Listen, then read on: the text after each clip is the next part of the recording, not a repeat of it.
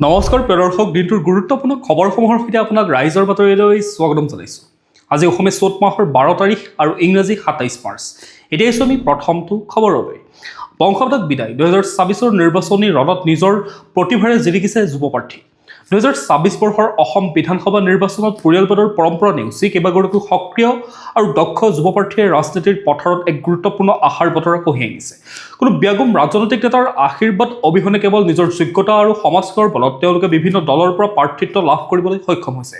ইয়াৰ ভিতৰত মাৰ্ঘেৰিটাত ৰাইজৰ দলৰ উচ্চ শিক্ষিত যুৱক ৰাহুল চেত্ৰী, মৰিয়নী কলেজৰ চাকৰি এৰি ৰাজনীতিলৈ অহা ডক্টৰ জ্ঞানশ্ৰী বৰা, মধ্য গুৱাহাটীত লণ্ডনৰ লোভনীয় কৰ্পোৰেট চাকৰি ত্যাগ কৰি অহা কুনকি চৌধুৰীয়ে বিশেষ দৃষ্টি আকৰ্ষণ কৰিছে। একেদৰে বিজেপিৰ পৰা হাফলঙত ৰূপালী লাংথাচা আৰু পশ্চিম গোৱালপাৰাত ছাত্ৰ ৰাজনীতিৰ পৰা অহা পবিত্ৰ ৰাভাই নিজৰ সাংগঠনিক দক্ষতাৰ পৰিচয় দিছে। আনহাতে কংগ্ৰেছৰ পৰা আলগাপুৰত জুবেইৰ আলম আৰু তিনিচুকীয়াত ডেভিড ফুকনে বিৰোধী মিত্ৰজোঁটৰ হৈ শক্তিশালী প্ৰত্যাহ্বান জনাইছে। উচ্চ শিক্ষিত আৰু স্বনিৰ্ভৰশীল এইসকল যুৱ প্ৰতিনিধিয়ে প্ৰমাণ কৰি দিছে যে নিষ্ঠা আৰু দক্ষতা থাকিলে বংশবাদৰ আশ্ৰয় নোলোৱাকৈও ৰাজনীতিত সুকীয়া পৰিচয় লাভ কৰিব পাৰি। তেওঁলোকৰ এই যাত্ৰাই বৰ্তমানৰ যুৱ প্ৰজন্মৰ বাবে এক ডাঙৰ অনুপ্ৰেৰণা হিচাপে বিবেচিত হৈছে। এতিয়া এই ছবি পৰৱৰ্তী খবৰটোলৈ। ইৰাণৰ হৰমুজ প্ৰণালীত ভাৰতক বিশেষ ৰেহাই, এক কূটনৈতিক সফলতা। পশ্চিম এছিয়াত ইৰাণ আৰু ইজৰাইলৰ মাজত চলি থকা যুদ্ধ সদৃশ পৰিৱেশৰ মাজতে ইৰাণে কৌশলগতভাৱে গুৰুত্বপূৰ্ণ হৰমুজ প্ৰণালী প্ৰায় বন্ধ কৰি দিছিল, যাৰ ফলত গোলকীয় বজাৰত তেল আৰু গেছৰ মূল্য অস্বাভাৱিকভাৱে বৃদ্ধি পাইছে। বিশ্বৰ মুঠ ইন্ধনৰ পৰিবহণৰ প্ৰায় 20% নিয়ন্ত্ৰণ কৰা জলপথটো শত্ৰু দেশৰ বাবে বন্ধ কৰি দিলেও ইৰাণে ভাৰতসহ 5খন বন্ধুত্বপূৰ্ণ ৰাষ্ট্ৰক বিশেষ ৰেহাই প্ৰদান কৰিছে। ইৰাণৰ বৈদেশিক মন্ত্ৰী সৈয়দ আব্বাছ আৰঘাচিয়ে স্পষ্ট কৰি দিছে যে ভাৰত, চীন, ৰাছিয়া, ইৰাক আৰু পাকিস্তানৰ বাণিজ্যিক জাহাজসমূহক এই সংকীৰ্ণ জলপথেৰে পাৰ হৈ যাবলৈ অনুমতি দিয়া হ'ব। ভাৰতৰ শক্তি সুৰক্ষা তথা ইন্ধন আৰু সাৰৰ যোগান অব্যাহত ৰখাৰ ক্ষেত্ৰত এই সিদ্ধান্তই এক ডাঙৰ সকাহ দিছে। আমেৰিকাৰ ৰাষ্ট্ৰপতি ডনাল্ড ট্ৰাম্পে এই জলপথ সম্পূৰ্ণৰূপে মুকলি কৰিবলৈ ইৰাণক সকীয়াই দি থকাৰ মাজতে ভাৰতৰ এনে কূটনৈতিক অগ্ৰগতিয়ে দেশখনৰ বৈদেশিক নীতিৰ সফলতাকে প্ৰতিফলিত কৰে। এতিয়া এই ছবি পৰৱৰ্তী খবৰটোলৈ।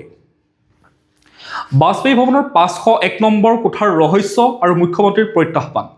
বিজেপিৰ জ্যেষ্ঠ নেতা জয়ন্ত কুমাৰ দাসে টিকট বঞ্চিত হোৱাৰ পাছত দলৰ মুখ্য কাৰ্যালয়ৰ বাজপেয়ী ভৱনৰ 501 নম্বৰ কোঠাটোক লৈ এক বিস্ফোৰক অভিযোগ উত্থাপন কৰিছে। তেওঁৰ মতে এই কোঠাটোৰ পৰাই 10,000 ভুৱা একাউণ্টৰ জৰিয়তে ছ'চিয়েল মিডিয়াত অপপ্ৰচাৰ চলোৱা হয়। এই অভিযোগক লৈ বিৰোধী পক্ষ সৰব হৈ পৰাৰ লগতে অসম জাতীয় পৰিষদে কোঠাটো চিল কৰাৰ দাবী জনাইছিল। এই বিতৰ্কৰ মাজতে মুখ্যমন্ত্ৰী হিমন্ত বিশ্ব শৰ্মাই সাংবাদিকৰ আগত তীব্ৰ প্ৰতিক্ৰিয়া প্ৰকাশ কৰি কয় যে লগতে এই অভিযোগক প্ৰত্যাহ্বান জনাই সংবাদ মাধ্যমক উদ্দেশ্যি তেওঁ কয় যে 501 নম্বৰ কোঠাত কি আছে আপোনালোকে নিজেই গৈ চাই আহক। তেওঁ স্পষ্টকৈ কয় যে বিজেপি কাৰ্যালয়ৰ কোনো কোঠাই আলফাৰ ঘাটি নহয় আৰু ইয়াত লুকুৱাবলগীয়া একো নাই। আনকি সাংবাদিকক ফাইল, কম্পিউটাৰ বা তেওঁ বহা আসনৰ ড্ৰয়াৰ পৰ্যন্ত পৰীক্ষা কৰিবলৈ তেওঁ আমন্ত্ৰণ জনায়। আনহাতে ইন্ধনৰ নাটনিৰ উৰাবাতৰি সন্দৰ্ভতো ৰাজ্যবাসীক শংকিত নহ'বলৈ মুখ্যমন্ত্ৰীয়ে আহ্বান জনোৱা দেখা গ'ল। এতিয়া আহিছোঁ আমি পৰৱৰ্তী খবৰটোলৈ। নিৰ্বাচনী আচৰণবিধি, গণতন্ত্ৰৰ এক নিৰপেক্ষ ৰেফাৰী।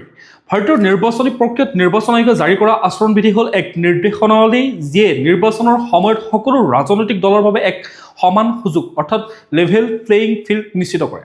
নিৰ্বাচনৰ দিন ঘোষণা হোৱাৰ লগে লগে বলবৎ হোৱা এই বিধিৰ মূল লক্ষ্য হ'ল ক্ষমতাৰ অপব্যৱহাৰ ৰোধ কৰা আৰু শান্তি শৃংখলা বজাই ৰখা। ইয়াৰ অধীনত ধৰ্ম, জাতি বা সম্প্ৰদায়ৰ নামত ভোট বিচৰা, উপাসনাস্থলীক নিৰ্বাচনী প্ৰচাৰত ব্যৱহাৰ কৰা আৰু ব্যক্তিগত আক্ৰমণ কৰাটো সম্পূৰ্ণ নিষিদ্ধ। বিশেষকৈ শাসনত থকা দলৰ বাবে এই নীতি অধিক কঠোৰ। তেওঁলোকৰ বাবে চৰকাৰী বাহন, যন্ত্ৰপাতি বা কৰ্মচাৰীক নিৰ্বাচনী কামত ব্যৱহাৰ কৰিব নোৱাৰে আৰু নতুন কোনো আঁচনি বা অনুদান ঘোষণা কৰিব নোৱাৰে। নিৰ্বাচনৰ 48 ঘণ্টাৰ আগৰ পৰা নীৰৱতাৰ সময় অৰ্থাৎ চাইলেন্স পিৰিয়ড আৰম্ভ হয়, য'ত কোনো ধৰণৰ ৰাজহুৱা সভা বা নিৰ্বাচনী ইস্তাহাৰ মুকলি কৰিব নোৱাৰি। যদিও ই কোনো লিখিত আইন নহয়, তথাপিও ইয়াৰ নৈতিক শক্তি ইমান প্ৰবল যে নিৰ্বাচনী ব্যৱস্থাটোক স্বচ্ছ, নিকা আৰু গণতান্ত্ৰিক কৰি ৰখাত এক গুৰুত্বপূৰ্ণ ভূমিকা পালন কৰে। এতিয়া আহিছোঁ আমি পৰৱৰ্তী খবৰটোলৈ। অসমত ইন্ধনৰ নাটনি নাই, উৰাবাতৰিত ভুল নাযাবলৈ ৰাজ্য চৰকাৰৰ আহ্বান। বিগত কিছুদিন ধৰি অসমত পেট্ৰল, ডিজেল আৰু ৰন্ধন গেছৰ নাটনি হোৱা বুলি ওলোৱা এক উৰাবাতৰিৰ জনসাধাৰণৰ মাজত আতংকৰ সৃষ্টি কৰিছে, যাৰ ফলত গুৱাহাটীসহ বিভিন্ন প্ৰান্তৰ পেট্ৰল পাম্পত দীঘলীয়া শাৰী পৰিলক্ষিত হোৱা দেখা গৈছে। এই সন্দৰ্ভত মুখ্যমন্ত্ৰী ডক্টৰ হিমন্ত বিশ্ব শৰ্মাই স্পষ্ট কৰি দিছে যে ৰাজ্যত ইন্ধনৰ কোনো ধৰণৰ সংকট নাই আৰু পৰ্যাপ্ত পৰিমাণে যোগান মজুত আছে।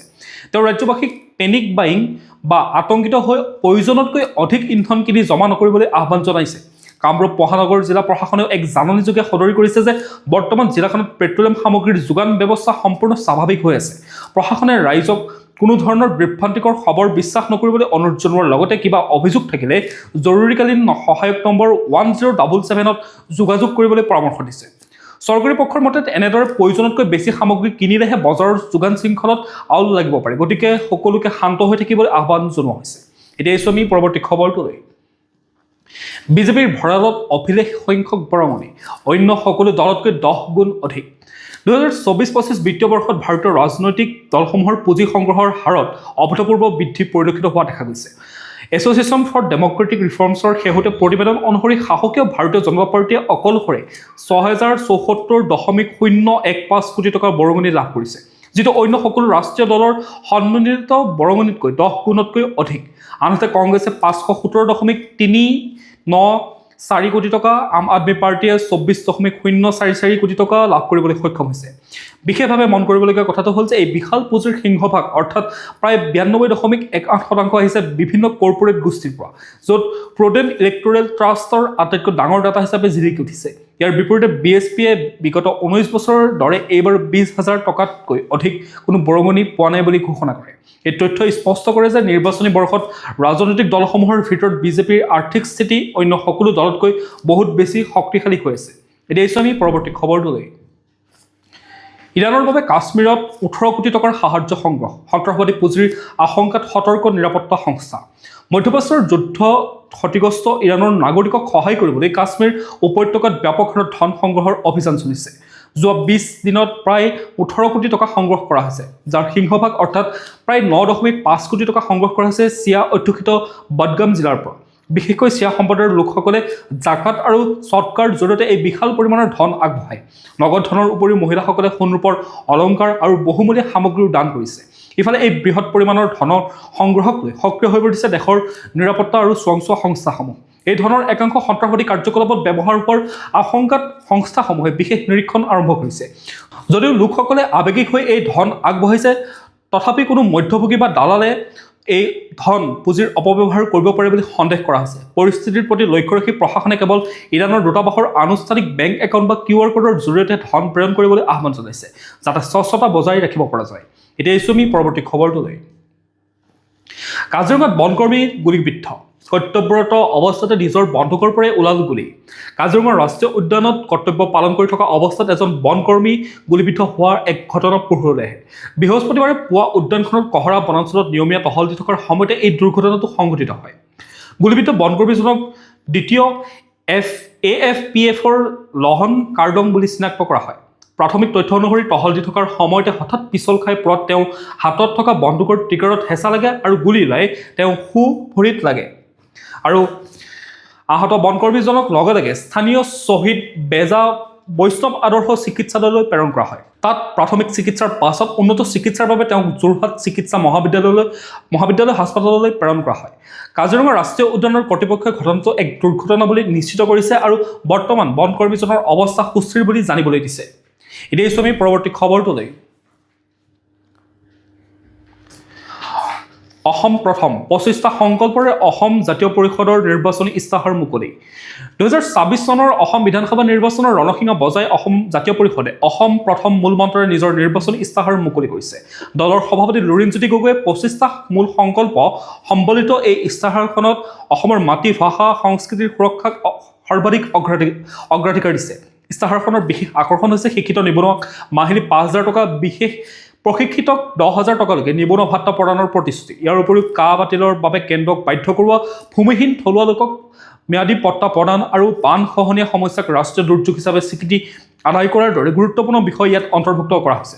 কৃষিজাত সামগ্ৰীৰ ন্যূনতম সমৰ্থন মূল্য অৰ্থাৎ MSP, আইনী গেৰাণ্টি, চাহ শ্ৰমিকৰ মজুৰি বৃদ্ধি আৰু সাংস্কৃতিক জগতৰ উত্তৰণৰ বাবে জুবিন গাৰ্গ ফিল্ম চিটি স্থাপনৰ দৰে সাহসী পদক্ষেপেৰে দলটোৱে ৰাইজৰ মন জয় কৰিবলৈ যত্ন কৰিছে। গগৈয়ে অংগীকাৰ কৰিছে যে ক্ষমতালৈ আহিলে মাত্ৰ 100 দিনৰ ভিতৰতে টেট উত্তীৰ্ণসকলৰ দীৰ্ঘদিনীয়া সমস্যাও সমাধান কৰা হ'ব। এতিয়া আমি পৰৱৰ্তী খবৰটো জনাৰ আগতে আপোনালোকে যদি আমাৰ চেনেলটো ছাবস্ক্ৰাইব কৰি ল'বলৈ পাহৰি গৈছে, এনেকুৱা কৰি চেনেলটো ছাবস্ক্ৰাইব কৰি লওক আৰু ভিডিঅ'টোতো এটা লাইক কৰিবলৈ কেতিয়াও নাপাহৰিব। এতিয়া আহিছোঁ আমি খবৰৰ মাজলৈ। নিৰ্বাচনী সতৰ্কবাণী, 9 এপ্ৰিলৰ পৰা নিষিদ্ধ হ'ব এক্সিট পোল আৰু মতামতৰ সমীক্ষা। অসম বিধানসভা নিৰ্বাচন 2024 মুক্ত, নিকা আৰু নিৰপেক্ষভাৱে অনুষ্ঠিত কৰাৰ স্বাৰ্থত ভাৰতীয় নিৰ্বাচন আয়োগে এক্সিট পোল আৰু মতামত সমীক্ষা প্ৰচাৰৰ ওপৰত কঠোৰ নিষেধাজ্ঞা জাৰি কৰিছে।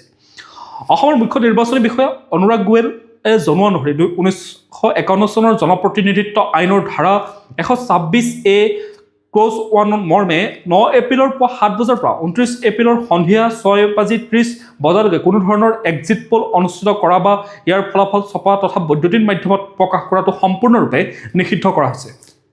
ইয়াৰ উপৰিও ভোটগ্ৰহণ সমাপ্ত হোৱাৰ ঠিক 48 ঘণ্টাৰ পূৰ্বৰ পৰা কোনো ধৰণৰ মতামত সমীক্ষা বা নিৰ্বাচন সম্পৰ্কীয় কোনো বিষয়বস্তু বৈদ্যুতিন মাধ্যমত প্ৰচাৰ কৰিব নোৱাৰিব। নিৰ্বাচনী আচৰণবিধি উলংঘা কৰি ভোটাৰৰ মনস্তত্বত প্ৰভাৱ পেলোৱা যিকোনো কাৰ্যৰ বিৰুদ্ধে কঠোৰ ব্যৱস্থা গ্ৰহণ কৰা হ'ব বুলি প্ৰশাসনে সকলো সংবাদ প্ৰতিষ্ঠান আৰু সংস্থাক সকিয়নি প্ৰদান কৰিছে।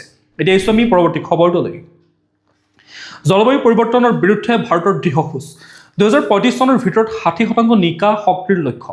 পেৰিছ চুক্তিৰ এগৰাকী সক্ৰিয় অংশীদাৰ হিচাপে ভাৰতে 2035 চনৰ বাবে নিজৰ নতুন জলবায়ু লক্ষ্য ঘোষণা কৰিছে, যাৰ জৰিয়তে দেশখনে পৰিৱেশ সুৰক্ষাৰ ক্ষেত্ৰত বিশ্বৰ আগশাৰীৰ দেশসমূহৰ মাজত নিজৰ স্থান অধিক মজবুত কৰে। কেন্দ্ৰীয় চৰকাৰৰ নতুন লক্ষ্য অনুসৰি 2035 চনৰ ভিতৰত ভাৰতৰ মুঠ বিদ্যুৎ উৎপাদন ক্ষমতা 60% কয়লাৰ দৰে জীৱাশ্ম ইন্ধনৰ পৰিৱৰ্তে সৌৰশক্তি, বায়ু শক্তি আৰু জলবিদ্যুতৰ দৰে নিকা উৎসৰ পৰা আহিব। ইয়াৰ উপৰিও 2035 চনৰ ভিতৰত GDPৰ তুলনাত নিৰ্গত হোৱা কাৰ্বনৰ মাত্ৰা 47%লৈ হ্ৰাস আৰু 3.5-ৰ পৰা 4 বিলিয়ন টন কাৰ্বন শোষণ কৰিব পৰাকৈ বনাঞ্চল বৃদ্ধি কৰাৰ লক্ষ্য নিৰ্ধাৰণ কৰা হৈছে। উল্লেখযোগ্য যে 2030 চনৰ বাবে নিৰ্ধাৰিত 50% নিকা শক্তিৰ লক্ষ্য ভাৰতে ইতিমধ্যে সময়ৰ বহু পূৰ্বে অতিক্ৰম কৰিছে। কেন্দ্ৰীয় মন্ত্ৰী অশ্বিনী বৈষ্ণৱে এই লক্ষ্যসমূহ সহজে লাভ কৰিব পৰা যাব বুলি আশা প্ৰকাশ কৰাৰ লগতে বিশেষজ্ঞসকলে মত পোষণ কৰিছে যে উন্নত দেশসমূহে জলবায়ু নীতিৰ পৰা পিছুৱাই যোৱাৰ সময়ত ভাৰতৰ এই পদক্ষেপে বিশ্ববাসীক এক ইতিবাচক বাৰ্তা প্ৰদান কৰিব। এতিয়া আহিছোঁ আমি পৰৱৰ্তী খবৰটোলৈ। লোকসভাত পাছ হ'ল 2026 বৰ্ষৰ বিত্তীয় বিধেয়ক বাজেট প্ৰক্ৰিয়াৰ এক গুৰুত্বপূৰ্ণ খোজ। বুধবাৰে লোকসভাত 32টা চৰকাৰী সংশোধনীৰ জৰিয়তে বিত্তীয় বিধেয়ক 2026 গৃহীত হোৱাৰ লগে লগে 2026-27 বিত্তীয় বৰ্ষৰ বাজেট অনুমোদনৰ এক গুৰুত্বপূৰ্ণ পৰ্যায় সম্পূৰ্ণ হয়। কেন্দ্ৰীয় বিত্তমন্ত্ৰী নিৰ্মলা সীতাৰমণে উত্থাপন কৰা এই বিধেয়কখন এতিয়া উচ্চ সদন ৰাজ্যসভালৈ প্ৰেৰণ কৰা হ'ব, য'ত অনুমোদন লাভ কৰাৰ পিছতেই বাজেট প্ৰক্ৰিয়াটো সম্পূৰ্ণ হ'ব। 2026-27 বৰ্ষৰ এই কেন্দ্ৰীয় বাজেটত মুঠ 53.47 লাখ কোটি টকাৰ ব্যয়ৰ লক্ষ্য নিৰ্ধাৰণ কৰা হয়, যিটো চলিত বৰ্ষৰ তুলনাত 7.7% অধিক। ইয়াৰ ভিতৰত উন্নয়নমূলক কাম কাজৰ বাবে 12.2 লাখ কোটি টকাৰ মূলধনী ব্যয়ৰ প্ৰস্তাৱো ৰখা হয়। চৰকাৰে অহা বৰ্ষত 44.04 লাখ কোটি টকাৰ কৰ সংগ্ৰহৰ লক্ষ্য লৈছে আৰু ৰাজকোষীয় ঘাটি অৰ্থাৎ ফিস্কেল ডেফিচিট GDPৰ 4.3%লৈ হ্ৰাস কৰিব বুলি ভৱিষ্যতবাণী কৰিছে। দেশৰ অৰ্থনৈতিক প্ৰগতিৰ ত্বৰান্বিত কৰাৰ লক্ষ্যৰে এই বাজেটে আন্তঃগাঁথনি আৰু মূলধনী বিনিয়োগত বিশেষ গুৰুত্ব প্ৰদান কৰিছে। এতিয়া আহিছোঁ আমি পৰৱৰ্তী খবৰটোলৈ। মহাকাশৰ পৰা সাগৰৰ তলভাগ কেনেকুৱা দেখি তাৰ এক বিস্ময়কৰ মানচিত্ৰ শেহতীয়াকৈ নাছাই উন্মোচন কৰে। SWOT অৰ্থাৎ ছাৰ্ফেচ ৱাটাৰ এণ্ড অ'চেন টপ'গ্ৰাফী উপগ্ৰহৰ সহায়ত তৈয়াৰ কৰা এই মানচিত্ৰখনে পোনপটীয়াকৈ সাগৰৰ তললৈ নোচোৱাকৈ এক বিশেষ কৌশল ব্যৱহাৰ কৰে। পানীৰ তলত থকা বিশাল পাহাৰ বা পৰ্বতৰ মধ্যাকৰ্ষণ শক্তি অধিক হোৱাৰ বাবে তাৰ ওপৰৰ পানীভাগ অলপ ওফন্দি থাকে। উপগ্ৰহটোৱে পানীৰ পৃষ্ঠৰ এই সূক্ষ্ম পৰিৱৰ্তনসমূহ জোখ-মাখ কৰি তলৰ ভূ-প্ৰকৃতিৰ ধাৰণা দিয়ে। পূৰ্বৰ তুলনাত এই নতুন প্ৰযুক্তি বহু বেছি শক্তিশালী, যাৰ ফলত এতিয়া 500 মিটাৰতকৈ কম উচ্চতাৰ সৰু সৰু পাহাৰবোৰো চিনাক্ত কৰিব পৰা গৈছে। এই মানচিত্ৰই জাহাজ চলাচল, জলবায়ু পৰিৱৰ্তন অধ্যয়ন আৰু সামুদ্ৰিক পৰিৱেশ তন্ত্ৰ বুজাত সহায় কৰিব। 2030 চনৰ ভিতৰত সমগ্ৰ বিশ্বৰ সাগৰৰ তলিৰ এক নিখুঁত মানচিত্ৰ প্ৰস্তুত কৰাই হৈছে এই মিছনৰ মূল লক্ষ্য। এতিয়া আহিছোঁ আমি পৰৱৰ্তী খবৰটোলৈ। অসমৰ পশু চিকিৎসা বিজ্ঞানৰ ইতিহাসত এক সোণালী অধ্যায়ৰ সূচনা কৰি 26 মাৰ্চ 2026 তাৰিখে ৰাজ্যখনৰ প্ৰথমটো পৰীক্ষানলী পদ্ধতিৰে চেউৰী পোৱালি এটা গৰুৰ পোৱালি জন্ম দিয়া হয়। কামৰূপ জিলা সোণাপুৰত পুৱা প্ৰায় 5:30 জন্ম হোৱা এই গিৰ প্ৰজাতিৰ পোৱালিটোৰ ওজন আছিল প্ৰায় 23 কিলোগ্ৰাম। অসম কৃষি বিশ্ববিদ্যালয়ৰ অধীনস্থ খানাপাৰা পশু চিকিৎসা বিজ্ঞান মহাবিদ্যালয়ৰ বিশেষজ্ঞ দল আৰু উৰিষ্যাৰ বিজ্ঞানীৰ যুটীয়া প্ৰচেষ্টাত এই সফলতা সম্ভৱ হৈ পৰিছে। ৰাষ্ট্ৰীয় গুৰুকুল মিছনৰ অধীনত স্থাপিত IVF গৱেষণাৰ নোডেল বিষয়া ডক্টৰ মনজ্যোতি ভূঞাৰ নেতৃত্বত এই সমগ্ৰ প্ৰক্ৰিয়াটো সম্পন্ন কৰা হয়।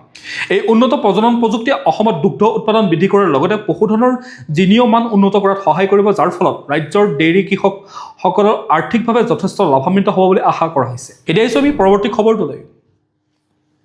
ৰাজ্যত ভেজাল ঔষধৰ ত্ৰাস, পেৰাচিটামলৰ পৰা উচ্চ ৰক্তচাপৰ দৰৱলৈকে সকলোতে ভেজাল।